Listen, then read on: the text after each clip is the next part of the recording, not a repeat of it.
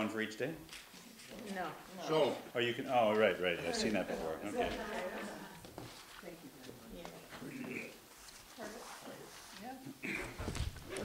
Yeah. Online. Hey, Adam. You got everybody, so far so good. I was in Montreal, lots of family, lots of latkes, lots of sufganiyot. How's everybody? Good, good. It's about the same as Detroit, but very well established, really nice community. Nice. So happy Hanukkah. It's a good time to be learning Hasidus. And we're starting chapter 23. So we have 3 more chapters in this second system of meditation. And then we'll get into the next section of the Tanya, which is full of amazing, really, really profound insights, meditations, and other pieces. But what's happening now is we've gone through, learned about the hidden love, the ahava mesuteret, which is sometimes even buried completely in the subconscious, but so powerful that I would even give it my life rather than be separated from God. Then we've gone on, we just finished a very, very long look at divine unity. So you just survived the most probably complex part of the Tanya, or maybe some of us survived, some of us didn't. I don't know. So we're here in body at least. And we've learned of that divine unity and avoiding idol worship doesn't mean just that we believe there's one God. It actually means there's no other entity at all. There's no other force at all. There's no other authority at all. There's no other influence at all. It's only God.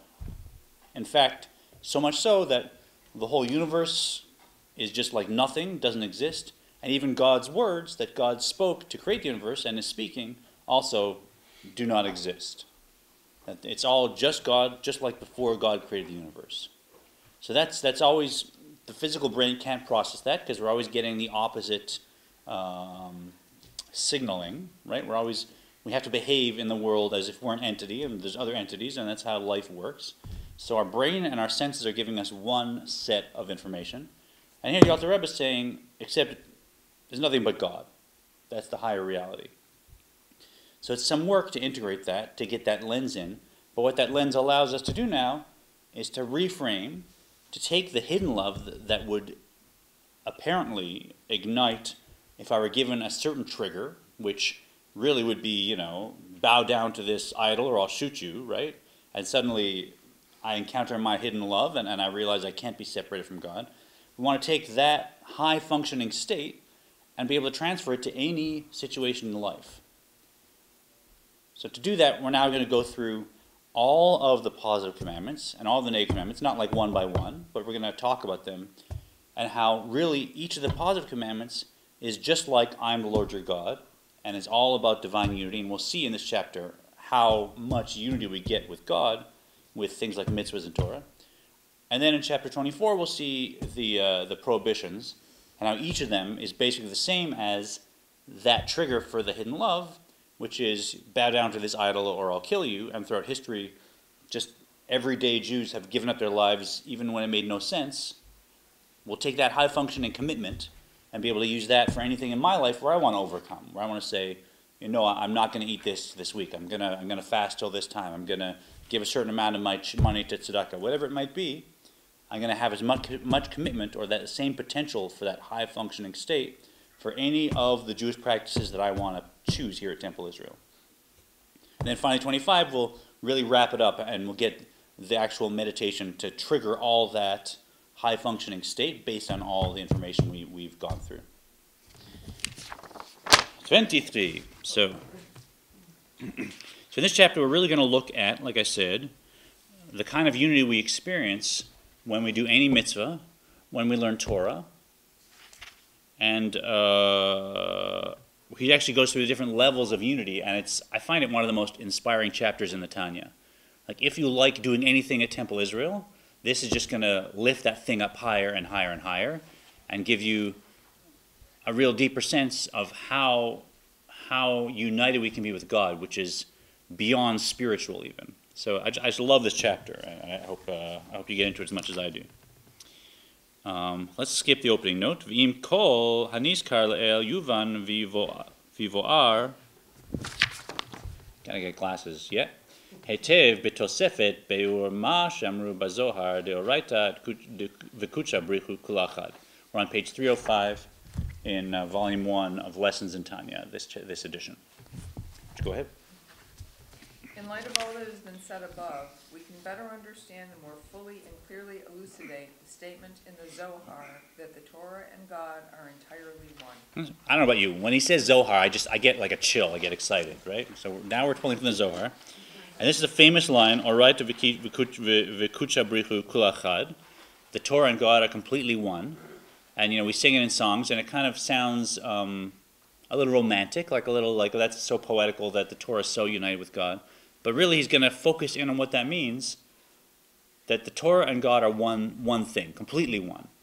And the way that they're united, and therefore, what's actually happening to us now when we're learning Torah, it's far, far, far beyond what most of us imagine is happening, or even what most of us are conscious is happening right now. Something else is happening that's connected to this idea that the Torah and God are completely one. Uva tikunim pershu de ramach pikudin inun ramach evarin de malka. And the commentary in the Tikunei Zohar. Tikunei Zohar, that the 248 commandments are the 248 organs of the divine kingdom. Right, so we don't really have to look at this note. We've looked at this in the opening chapters, that both the soul, the Jewish soul, and the Or Ein Sof, the light of divinity, have organs, and those organs correspond to the 613 commandments, right? So there's the positive commandments are the organs, and the negative commandments are the vessels, and so we're not the soul, and the Or Ein Sof, the light of the divine, is not this like pure orb of light. It actually is a living being with very complex anatomy and very complex structure, and the commandments as organs in our soul, they can enclose themselves in the commandments as organs in the divine light, and the whole thing fits together in a very complex way, right? Much like my skin fits on my body. It's very complex, right? So now we're going to get into what is the level of unity of an organ, right? In fact, let's talk about what is an organ. How do you define, call it a limb, right? And limbs is another English word for what we're using here. So what makes something a limb of my body? It's attached, okay, but if I glued a spoon to my forehead so that I could, would that be a limb of my body now? It has to be controlled by the Well, those are your listing organs, but what defines it as an organ? It has a function. It has a function, right? So if I'm holding a gun, or I'm holding a screwdriver, does that become an organ? It has a function. So maybe a function is involved, but it's not the only thing. What makes it an organ? What makes it a limb of my body, and not a tool or something attached to me? You have control of it. You have control over it. Okay, yeah, but if I have a drone and I control over the drone, is that now a limb of my body? No. No. So it's controls. Stops at your fingertips. Okay, so what stops my fingertips? My fingers can control lots of stuff. That aren't organs. Okay, that's where the limb is. Right, I agree. Okay. So what makes my fingertips my limb, and the keyboard not my limb? Using your brain to move it. Using your brain to move it. I think I'm using my brain to move the drone also, though. Neurons. What? Neurons. Okay, I like neurons, but neurons is really also kind of a limb of itself, the nervous system. So we're using something to define itself a little bit, right? There's one key thing that distinguishes between a limb and something else that I'm controlling, using my brain to control, that's attached to me. Right? And it's life force, right? Life force. So what's the difference between a physical body when it's alive, and God forbid when someone dies, 10 seconds after they died, Soul's gone. soul's gone, right? The body's exactly the same. Nothing has changed in my ear 10 seconds after I died, and yet there's no hearing happening, right? I mean, there's no decomposition whatsoever. Nothing has changed in my muscles, and yet there's no motion possible. The power of motion is gone. So what makes it a limb Of course, it's attached to me and I control it and all those things. What makes it a limb, though, is that my life force is flowing into it, and it's nullified to my life force. It's unified to my life force, right? And the unity of a soul and a body is considered a very high level of unity. A very high level of unity. When you look at someone, what is it that you're really looking at, right? I mean, you're seeing the physical body, but like when I'm looking at somebody, what is it that I'm seeing? I'm looking at their soul. And there's not, I don't say to myself typically, oh, well, that's the body and the soul is something else. It's just all one thing, right? When I interact with someone, I'm interacting with their soul. That's what it is. And we don't typically see like the body and the soul. There's no gap there, right? So the unity of the soul with the body, that's very, very high. If something becomes like an organ to the Ein Sof, to God, that's a very high level of unity. So just like when I'm, as I'm talking, I'm gesturing with my hands, and each of us has our hands in our own positions, and some of us are writing, and our hands are all just following our will without any gap whatsoever. I'm not having to say, hands do this, right? I mean, you just have the will, and the hands respond. That complete level of unity, that's the same thing that we can experience, the Alter Rebbe will explain, when we do a mitzvah. We think we're just, here at temple giving out food to someone, but in fact, just like my hands are just so united with my will, that's what we become when we flow with that. We become like organs of the Ein Sof. So that's one level of unity that we're going to touch on. And there's two others that he will look at. And let's not do the note here either.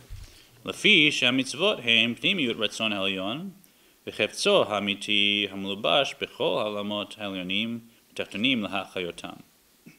For the mitzvot constitute God's innermost will and his true desire, which is clothed in all the upper and lower worlds, thereby giving them life. So remember we talked last week about types of will, right? So I can have the pneumius, right? The completely inner aspect of the will, which I think we said I wanted to be healthy. What was it? We had an example. Been a lot of latkes since then. But say I want a family, right? And then we have outer aspect of the will. So I want a family, therefore I need a house for them to live in, I need income to feed them, I need a school for them to go to, I need all these things. So I go and I get those things, and to get those things, I need to get a job, right? And do I want to do my job if it's a crummy job that I hate? Yeah, if I get up in the morning and go there, I do. But is it my inner will? No, I'm doing the job to get the house and the food and the stuff so I can have the family. And the family is the pneumius, that's the inner part of the will. The chitzonius, the outside part of the will, is you see me now, delivering packages for a living. And then there's the hind side of the will, which we talked about last week, which we won't talk about too much this chapter, which is now I'm being forced to do something. Someone sued me and I have to pay them or I'm going to jail. And if I go to jail, I can't have a family, or I can't be with my family. So I don't want to go to jail. So I have to pay them the fine, but this is a person I really resent, perhaps, etc. So I'm going to pay them the fine. Do I still want to pay them the fine? Yes, because I don't want to go to jail, but, just toss it behind my back. I don't want to look at them, right? So that conversation, now we're talking about the very inner part of the divine will. It's the most incredible thing to talk about when we look from our Western perspective, where we see this whole universe and this whole world, and Jews are just a tiny part of it, and the mitzvahs we do are just a part of our lives sometimes. But that's what the Kabbalah is saying, and Zohar is saying, It's like an author that wrote a story about a particular scenario, and the story is about this one couple out in this one corner, and the author created this whole world just to tell this story about this one couple, and all the details about how they met, and the foods they ate, and the jokes they make, and the poems. That's the whole point. And a whole world was created just to tell that story. And does it make sense to somebody living in that version of China, in that world, that they were created and a billion other people just so that this couple could meet here? Does that make sense? No. Is it fair? No. Is it ridiculous? Yes. But to the author who wrote that book, what does it matter if it's ridiculous? They can write 1 million books. It's just a book, right? So that author wrote that book for that reason, and that's the inner will of that book, and the rest of the world was created in that book for that reason. So by the Zohar, it says, believe it or not, that's what's happening right now. God thought, God looked into the Torah to create the world. God thought, I want mitzvahs, I want Jews to do mitzvahs, and therefore we're going to need something called creation. And so creation was not the innermost part of the will, it was like there because God was like, yeah, and they'll be eating matzah, right? That's amazing. You can't prove it, obviously, and it's the most ridiculous sounding thing from a Western perspective, but if you go there, there's a power there. And the power is to elevate any practice we want to do to that high-functioning state where we recognize this isn't just a random person doing a random thing. We're actually now being united with the Ein Sof, like an organ is united with a soul, like a limb is united with a soul. So, I mean, this doesn't have to be a logical debate because no one can prove or disprove, but it can be a source of really, really inspiring moments and very high-functioning flow. Say in Hebrew what bifnius. Pneumius. Pneumius means... Not in Yiddish, in Hebrew. What is it? Pneumiut. Pneumiut. Bifnim. Bifnim Bifnim means is with inside. inside. Panim means face. Okay. And pneumiut means inwardness. Okay. And chitzoniut, I don't know the root of chitzoniut, but it means the outside, the superficial. Yeah. That's outside. So just a question on the term, on the language. Yeah. Ki kol chayutam v'shifam talui b'maseh hamitzvot shel hatachtonim kanoda. The very life and substance of all the worlds is dependent upon the performance of the mitzvot by the creatures of the lower worlds, as it is known. That performing a mitzvah draws godly life and sustenance into all the worlds. And so here's another statement that you hear all the time that is just crazy. The craziest thing, the life and sustenance of not just this physical world, but all the worlds depends on the performance of a mitzvah by the creatures of the lower worlds. And often they'll say on a detail, right? Depends on a detail of the mitzvah. We have that elsewhere in the Tanya. Right? So is that possible that the life and sustenance of this whole world and all the worlds, it depends on that I ate, matzah that was baked in 18 minutes and not 20 minutes, right? But again, if we look at the mashal of an author writing a story, that's what it is. I mean, I love The Lord of the Rings, and the Hobbit had to no, it was Gollum. Gollum bit his finger off and then fell into the pits of Mordor, right? And it's like, okay, that was obviously what Tolkien, pictured when he started writing the thing, and what a beautiful climax of this creature and what he represents, and biting the finger off and falling. It was just so, and it was so beautiful and so inspiring that he created a whole fantasy world just to tell that story. And that one detail, that gave life and sustenance to that whole world, right? And some dwarf living in a cave over on the other end of the story doesn't realize that his whole life is only there to support that one detail, right? So that understanding that's how Kabbalah sees the world, that the world is basically just a story that God put together so that Jewish souls could come down and do mitzvahs, now makes sense. Because I have my own world, and I have one mitzvah that's in front of me right now, and when I do it, that gives the reason for the world, and then all the light and life force and divine will flowing in, it flows in because of that moment. And everything else, to me, it's a massive universe. How could that be created for the sake of this mitzvah? But to God, remember, the universe and a pin are the same size. It's all not there. So just like an author can say, once upon a time there was this fantasy world and it's there, and it takes no more energy than saying, once upon a time there was a petal of a flower and it's there, it's only to us that it seems strange that a whole universe is created for a tiny mitzvah. From the infinite's perspective, it's all just nothing. It's no harder to create a galaxy than to create a gumdrop. ונמצא שמעשה המצוות וקיומן הוא לבוש הפנימי לפנימית רצון העליון. It follows that the performance and the fulfillment of the mitzvot is the innermost garment for the innermost aspect of God's will. שממעשה זה נמשך אור וחיות רצון העליון להתלבש בעולמות.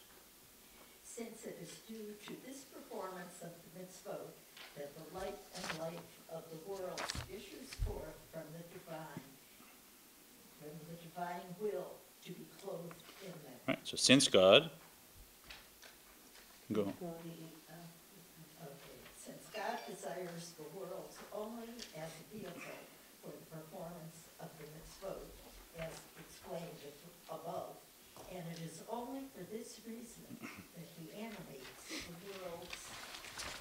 And it's not uncommon to see a massive, massive endeavor with a huge support system created to support one small goal.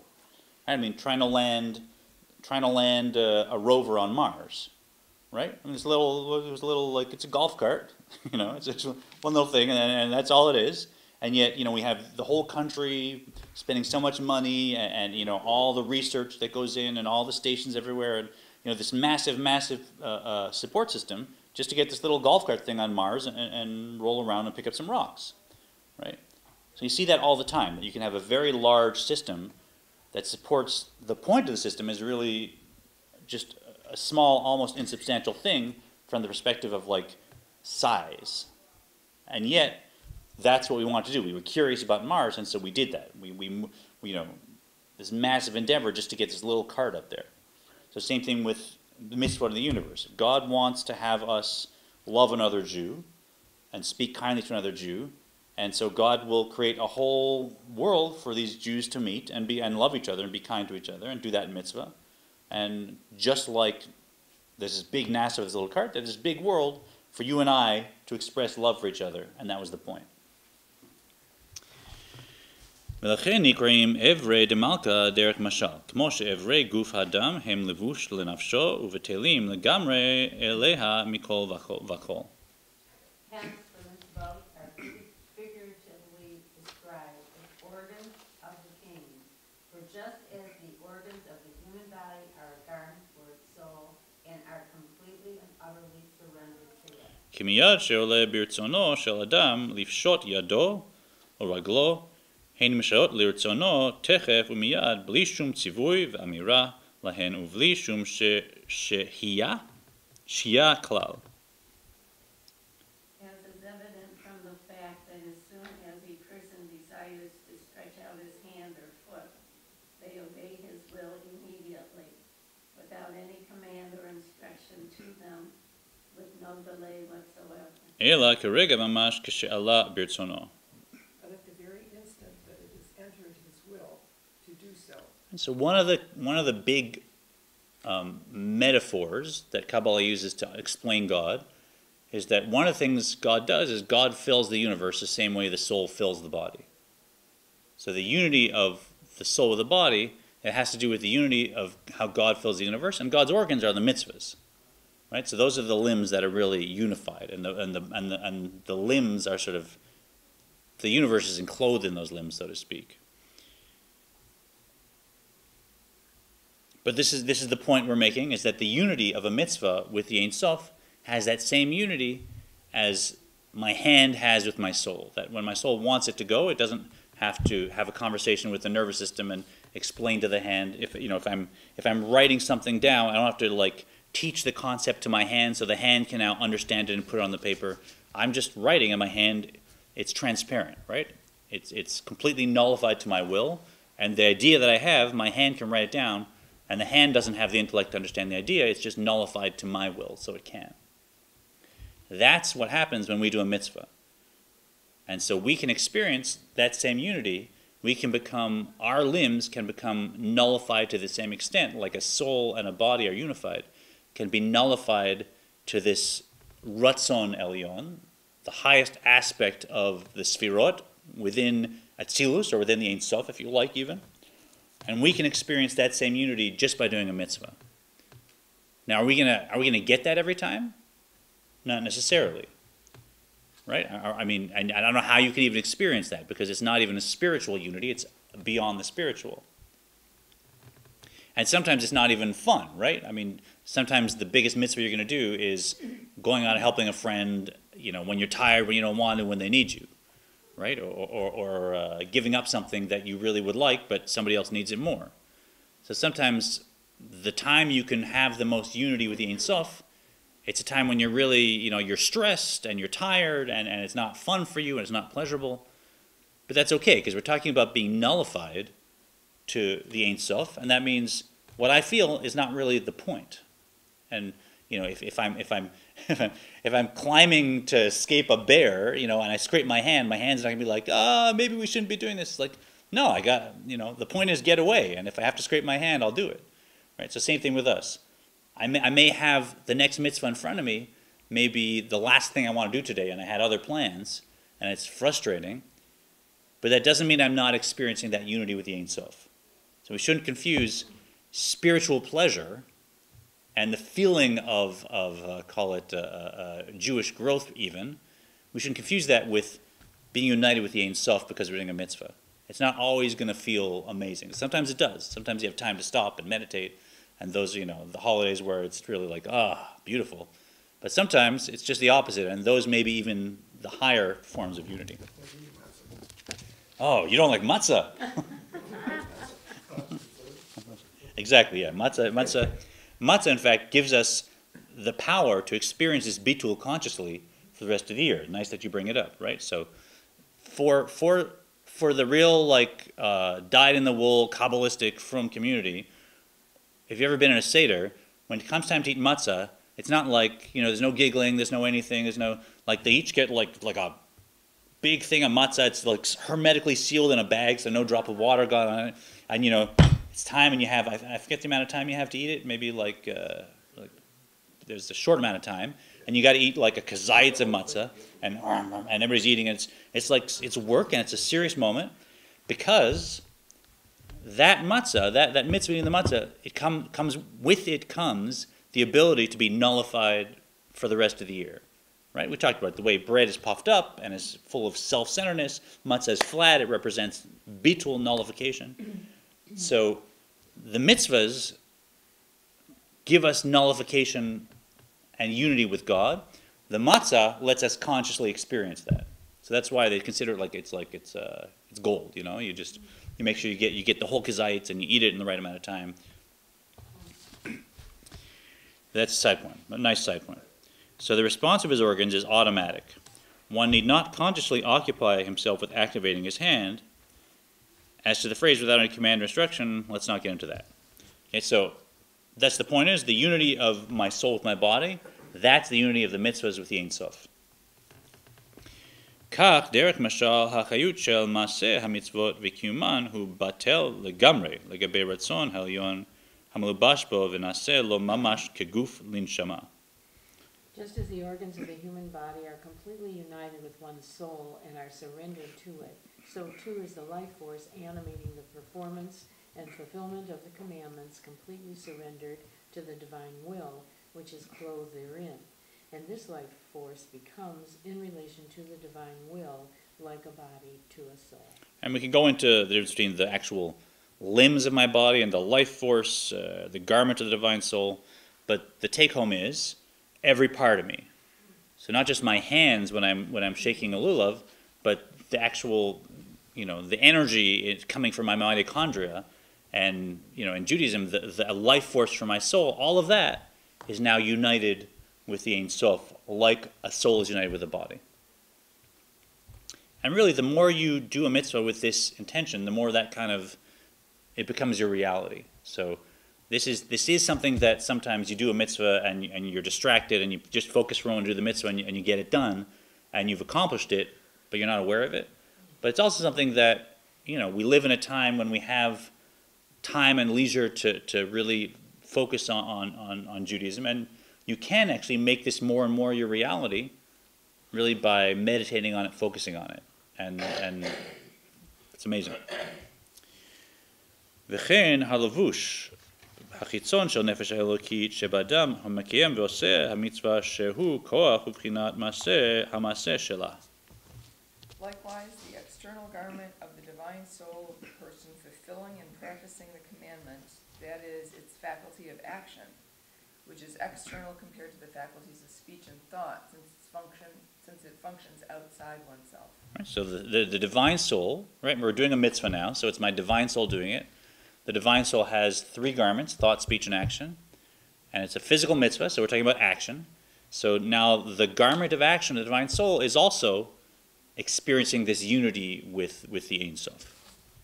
הוא מתלבש בחיות של מעשה המצווה ונעשה גם כן כגוף לנשמה לרצון העליון ובטל אליו לגמרי. Clothes itself in the vitality of the performance of the mitzvah, and thus it too becomes like a body to its soul in relation to the divine will,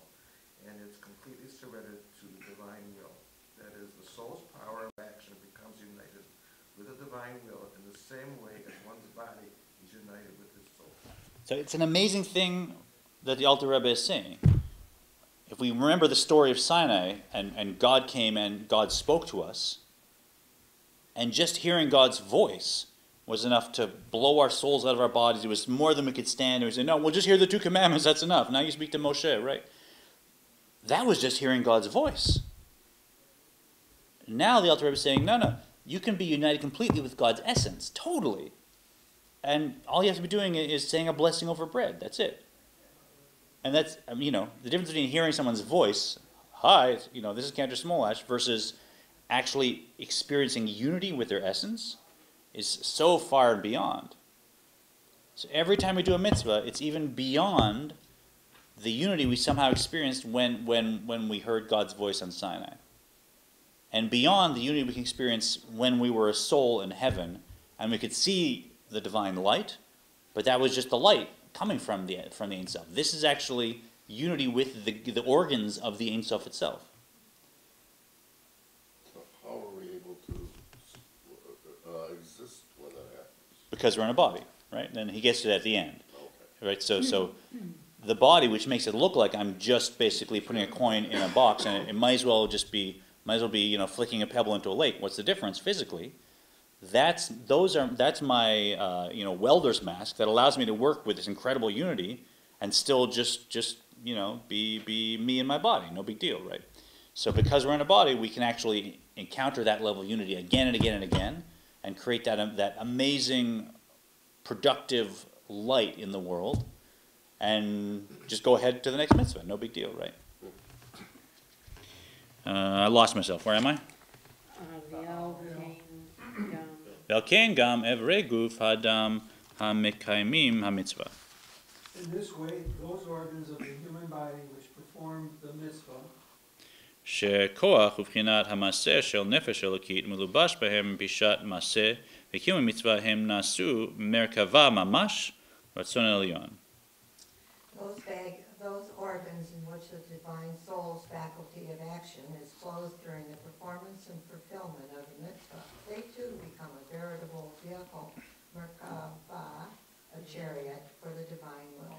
All right, so here I have to backpedal. So it looks like my actual physical organs, they're a merkava. They're not like a soul to the body. So I didn't track that, right? So it's the garments of my divine soul, the garment of action, and the energy of my divine soul, that has the unity of like a soul to a body, and the mitzvot are the organs. But my physical hands, or my physical feet that are walking, they have the unity of a charity. And we talked about the level of a charity, right? When it comes to nullification, the patriarchs are said to be at the level of the Merkava. And a Merkava, a chariot, how much will does it have? No. It's not like a horse, where the horse is trained so that when I go like that, the horse is like, well, that looks nice, but I think I'll go that way, right? So a horse is trained to deny its own will according to the instructions of the rider. So a well-trained horse will just ignore its will and replace it with the will of the rider. And that's a level of nullification. But a chariot has no will to begin with. It doesn't have to say, well, I'm not going to go eat that nice patch of weeds. I'm going to instead go this way.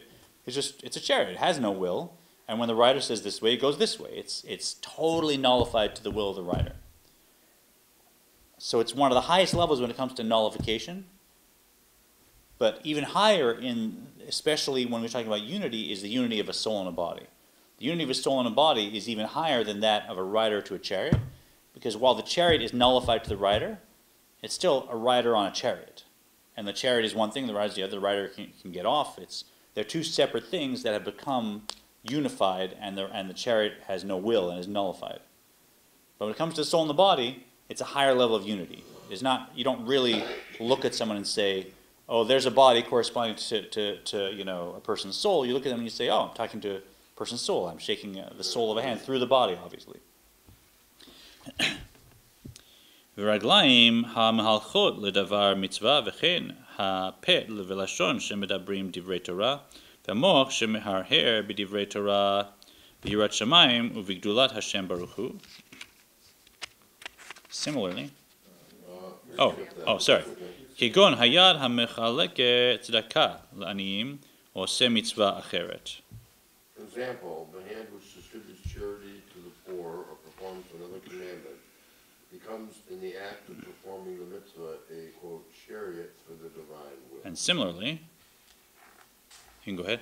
Similarly, the feet which walk for the purpose of fulfilling a mitzvah, or the mouth and tongue which speak words of Torah, or the brain reflecting on the Torah, or on the fear of heaven, or on the greatness of God, blessed be He. So all of my physical limbs, my hands which do mitzvahs, which turn the page right now to learn Torah, my feet which brought me here to this class, even the physical aspect of my speech, when we're discussing this, all that, I'm sitting here thinking, it's just Cantor Smolash, teaching in class.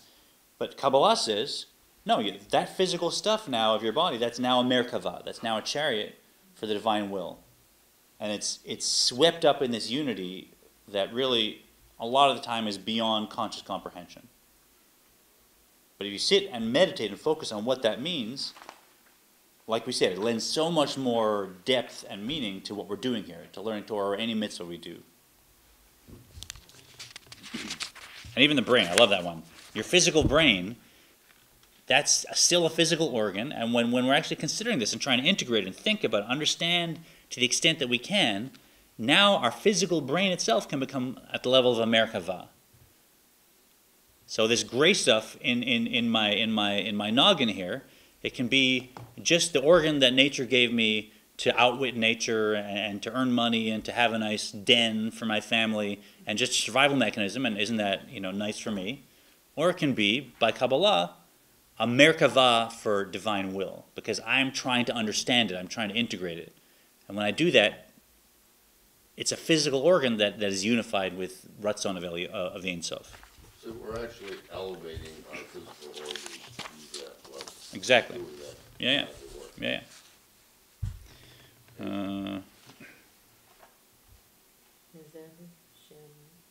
V'zehu she'amru Rabbeinu zichronam livracha, havot hen hamerkava. This is what the sages meant when they said that the patriarchs are truly divine chariot. All right, so we inherited a lot from the patriarchs, and part of this flow is that I have the potential when I'm doing a mitzvah, when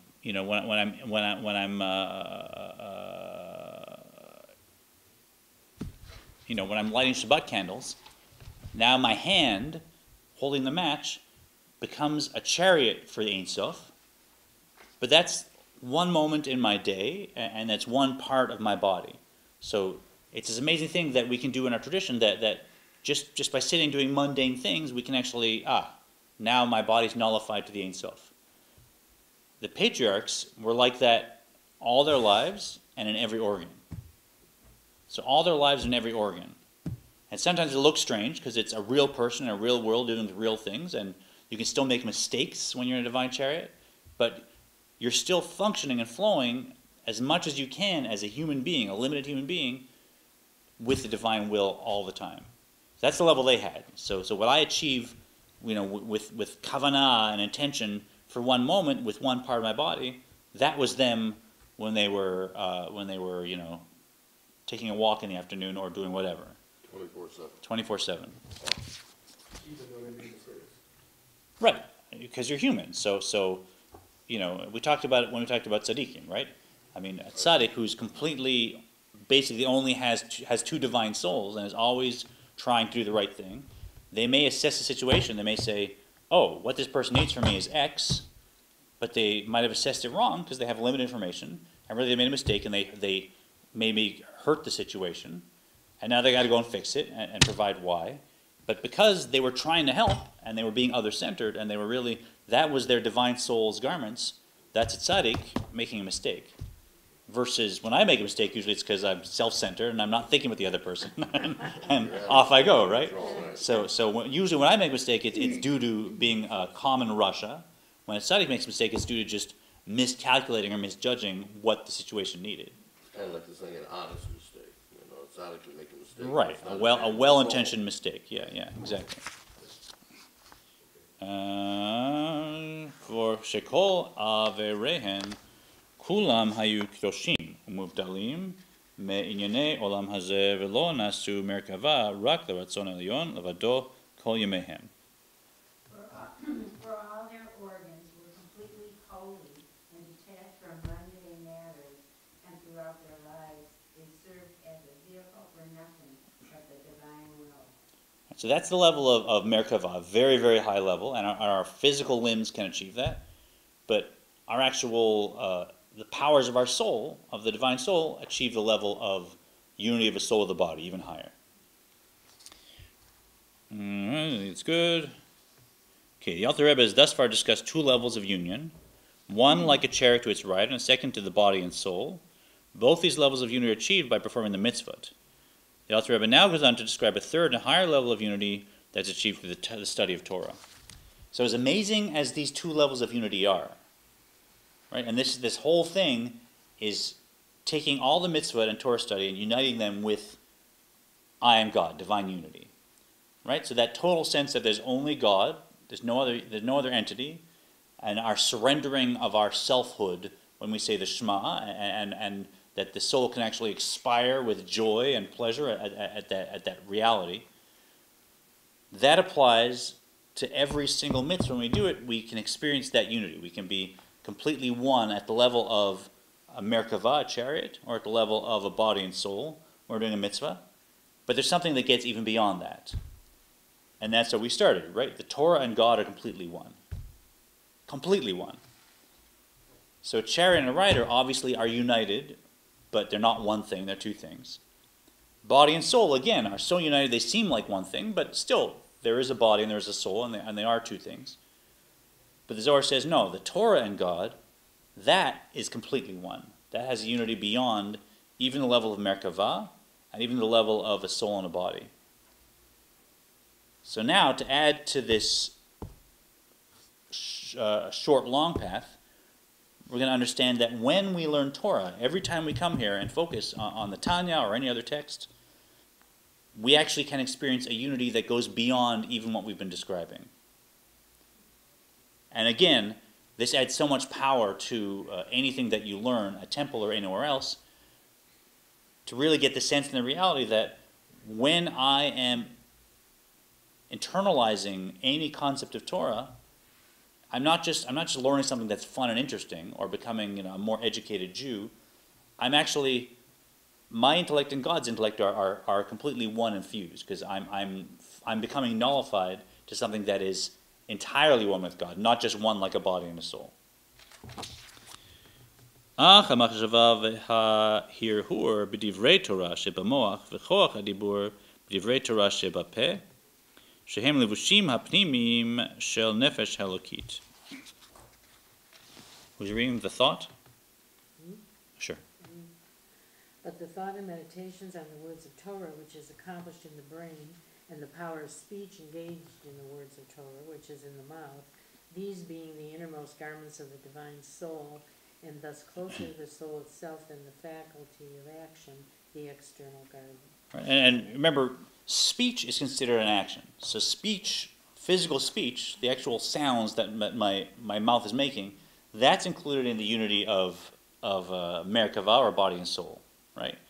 But the power of speech, that's the middle garment of the divine soul, that is actually united in the same way as a Torah with God. So the power of speech has this higher level of unity, and speech itself is another level of unity.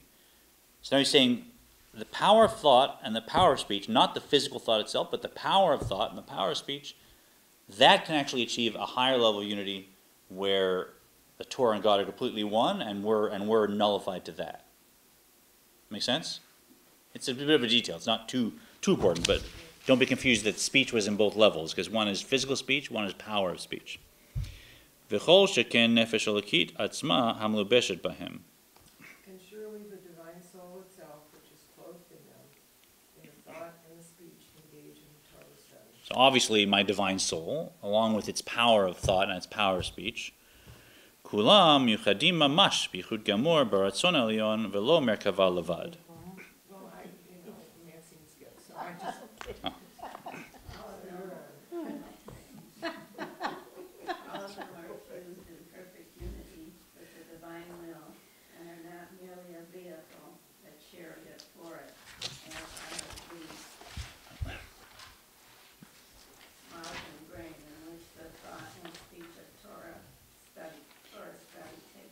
Let's go on. The term perfect unity. The term perfect unity indicates that the two become one and the same. Unlike, for example, the unity of body and soul, which retain their separate identities, even when they are joined together and form one unit. For an example of a perfect unity can be found in the unity of the soul with its faculties, which are a part of it, and are thus completely united with it. In the same way, the divine soul and its faculties of speech and thought are united with the divine will when one thinks or speaks matters of Torah. Right, so he's saying the soul has these 10 attributes, which we've learned about, right? The 3 intellectual and then the midot. Those attributes have a perfect unity with the soul.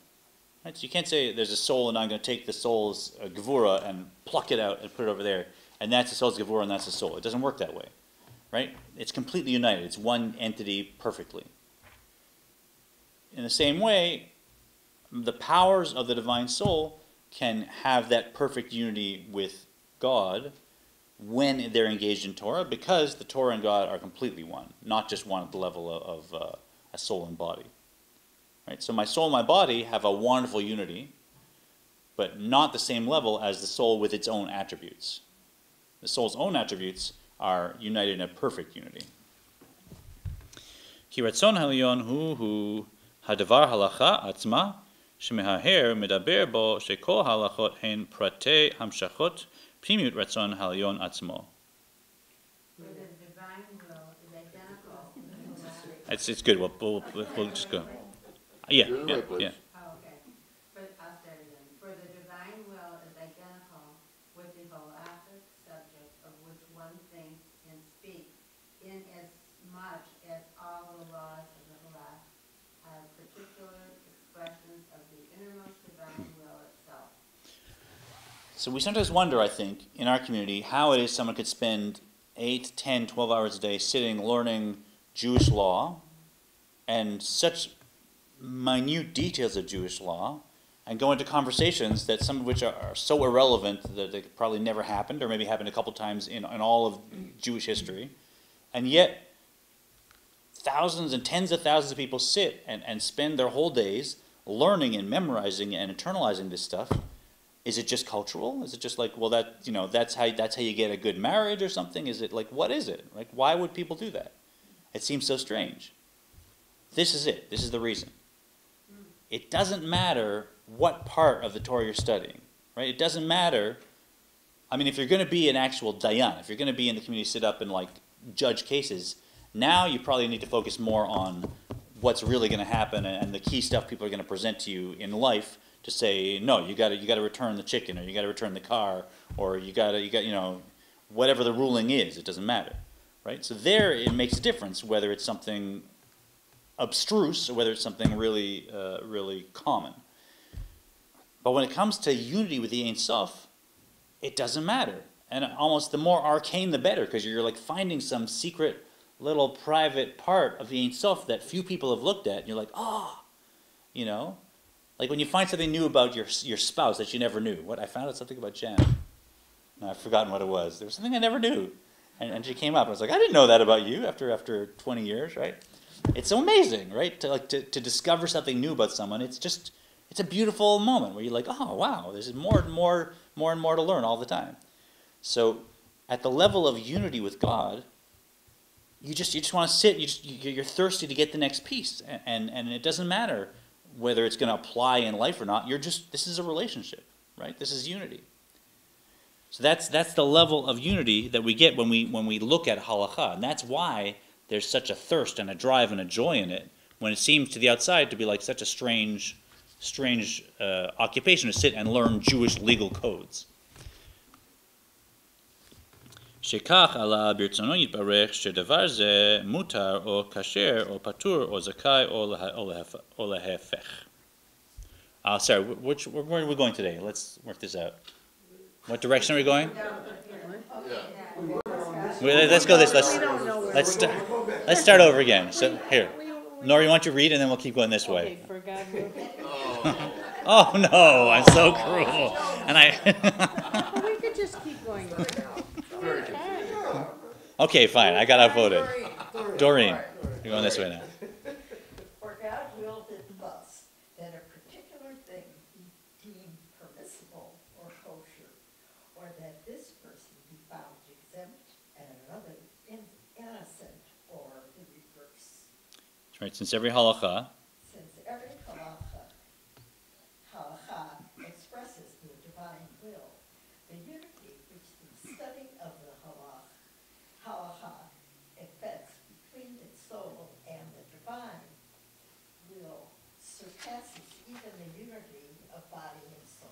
right, so if I was in that book, I hate to harp on this metaphor, but if I was in that book and I found out there was actually an author, and that author was writing a story, and the story had a title, and the title involved this couple somewhere in some other country whose language I don't speak, right, who I never met, wouldn't I now be curious?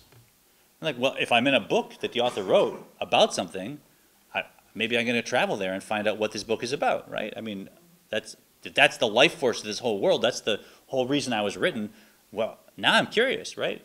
And if I can find out any detail about that, I'm finding out about the author, about their personality, about their style of writing, about what they care about.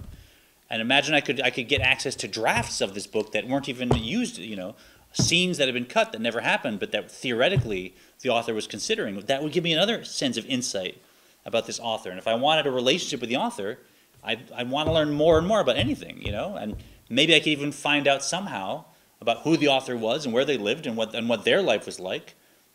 And that stuff has nothing to do with this book at all, right? I mean, to my world, that's irrelevant, abstract stuff. But boy, now I'm starting to have a relationship with the author.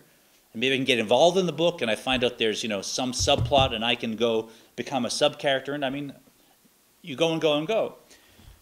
So that's the kind of relationship that Kabbalists have when they're learning Torah or Jewish law or anything.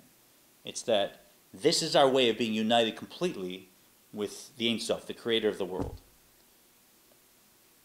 And so, am I bored today because I'm going through some halacha about transactions that really doesn't excite me? Who cares, right? I'm being nullified before the Ein Sof. So what do I care how I feel? Am I bored? Am I tired? Right? Do I want to take a break? If I need to take a break so I can learn better, okay, but do I need a break? What's the difference, right? I'm talking about being nullified before the Ein Sof. So again, every mitzvah, and now even more, Torah learning, has the capacity to unite us far beyond any meditation can elevate us in the spiritual worlds, far beyond what we can do by our own powers. This is like a gateway to a total unity with the Ein Sof every time we engage. Let's stop there. And let's take a moment to... so where did we stop? 3:12. Similarly, all the letters combinations. Right. B'chein. Okay. So we'll start at the bottom of 312. Let's take a moment to do a little Hanukkah meditation before we go.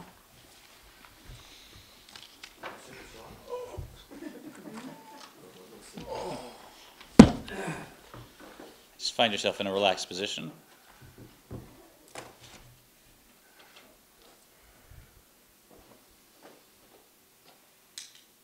And slow your breathing down. And perhaps bring your focus to a point under your nostrils where the breath is cooler on the in-breath and then sensation of warmer on the out-breath.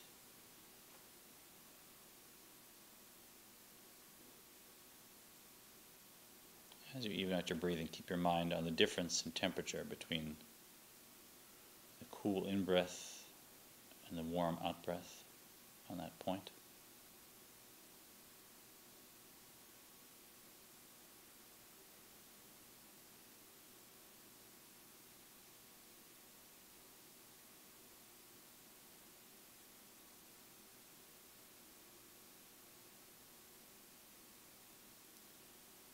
Just even out your breath as we've been doing, and open up your wisdom gateway.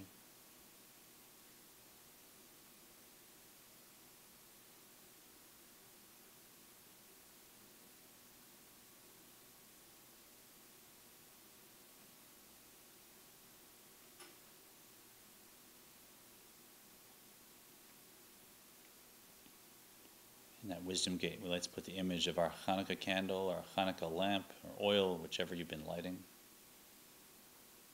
Picture that flame.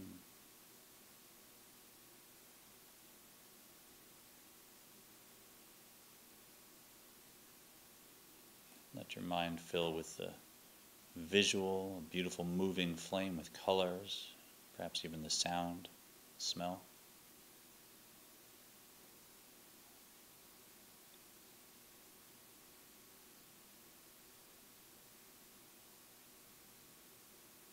The beautiful spiritual teaching of Hanukkah is that just a little bit of light effortlessly, automatically dispels a tremendous amount of darkness. No struggle.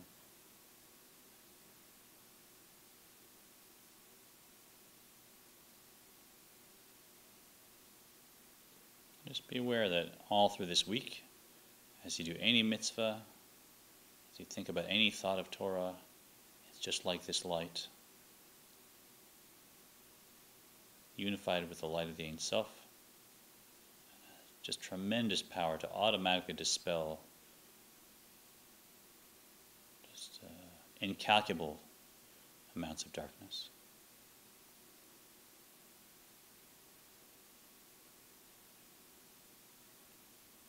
And let this meditation connect with any mitzvah, any Torah you'll do this week, and give it light and life.